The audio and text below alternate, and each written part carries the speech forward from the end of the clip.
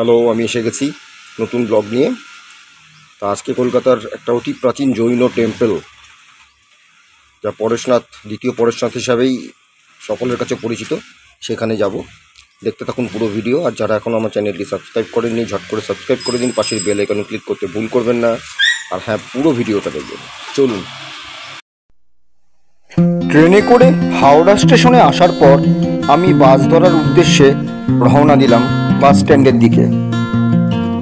যেতে যেতে হাওড়া বিচ দেখে মন ভরে যেতে বাধ্য। অবশেষে আমি চলে এসেছি সেই মন্দিরের সামনে, যেটার ভিডিও আপনারা ইউটিউবে খুব কম পাবেন। জৈন মন্দির এটি আপনার ওই মানিকতলা আমা স্ট্রিট কাছাকাছি। চলুন তাহলে ভেতরে ঢুকেই, দেখতে থাকুন পুরো ভিডিও। অবশেষে মন্দিরের ভেতরে প্রবেশ করছি। এই পরেশনাথ মন্দির কলকাতার একটি জৈন মন্দির। লাগোয়া আরও 3টি মন্দির আছে, মানে এটি ছাড়াও আরও 2টি, সেগুলোরও ভিডিও দেখাবো। বদ্রীনাথ টেম্পল স্ট্রিটে অবস্থিত এই মন্দিরটি শহরের অন্যতম দর্শনীয় স্থান।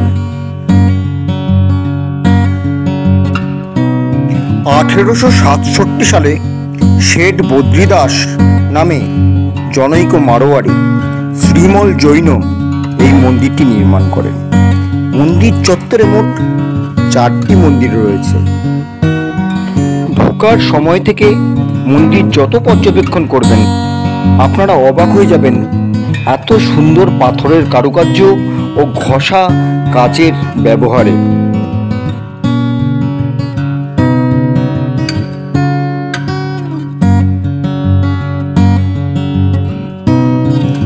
পাশেই একটি জলাশয় রয়েছে, যেখানে মাছ ভর্তি, অনেক বড় বড় মাছ, কিন্তু কোনোটি মারা হয় না, ধরা হয় না।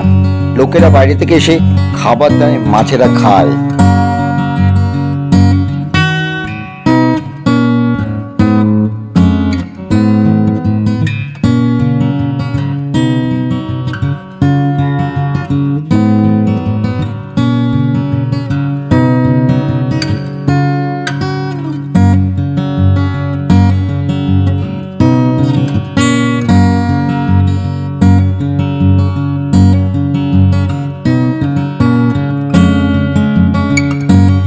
মন্দিরের ভেতরে 4টি মন্দির রয়েছে: শীতলানাথজির মন্দির, চন্দ্রবাবুজির মন্দির, মহাবীর স্বামীজির মন্দির ও তাদের গুরুদেব দাদাওয়ারি আচার্যদেবের মন্দির।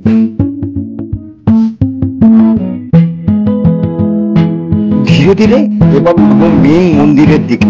দেখতেই পাচ্ছেন, এটি সেই মেন মন্দির। আমি এগিয়ে চললাম ওপরের দিকে।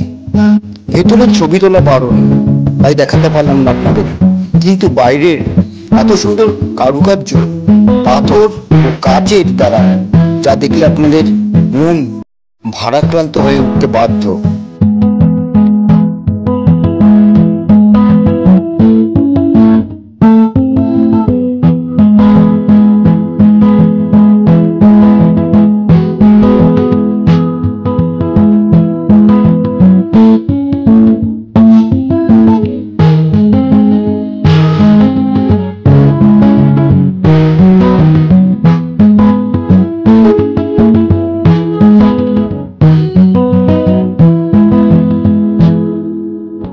তা আমি আজকে যেখানে এসেছি, ভেতরে এত সুন্দর, এত সুন্দর, এত সুন্দর, আপনারা না এলে বুঝতে পারবেন না। এত সুন্দর, মন খুশ হয়ে যাবে। দেখতেই পাচ্ছেন সাধারণ সিঁড়ির মধ্যে কি সুন্দর কাঁচ আর পাথর দিয়ে কারুকার্য করা।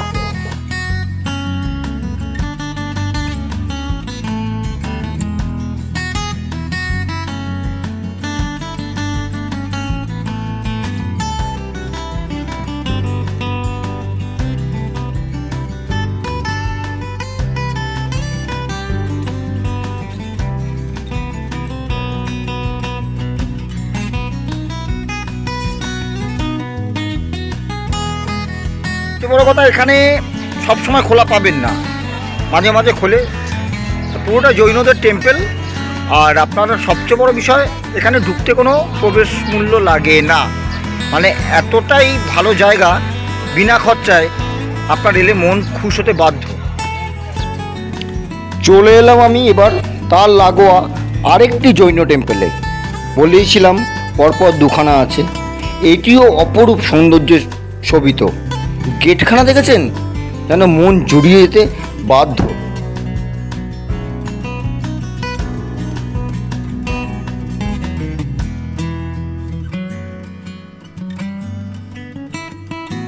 মন্দির প্রাঙ্গণ, মন্দির চত্বর এত পরিষ্কার। ওফ, তীর্থস্থান এরকমই যেন হয়।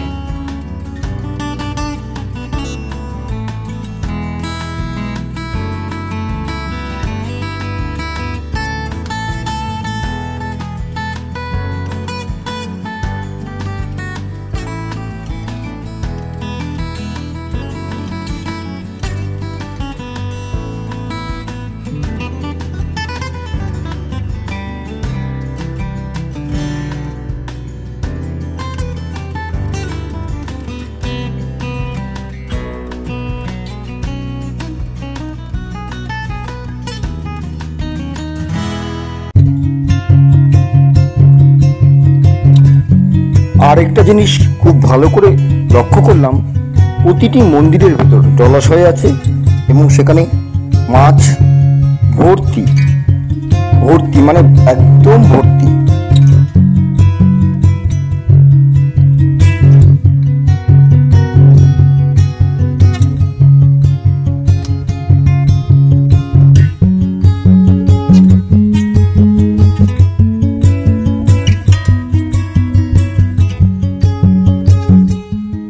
চলে এলাম একদম শেষ জৈন টেম্পলে। এটি তৃতীয় জৈন টেম্পল, ওইখানেই অবস্থিত।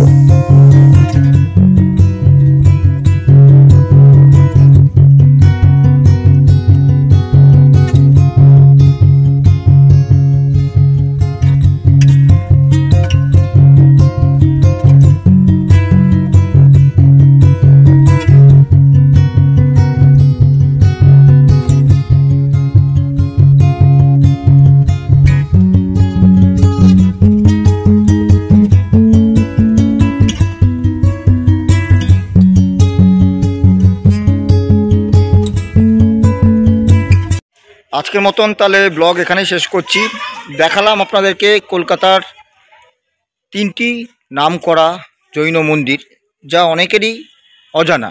আপনারা ঘুরতে ঘুরতে এখানে অবশ্যই চলে আসবেন। দেখা হবে খুব শিগগিরই পরের ব্লগে। চোখ রাখুন, অপেক্ষায় থাকুন। টাটা।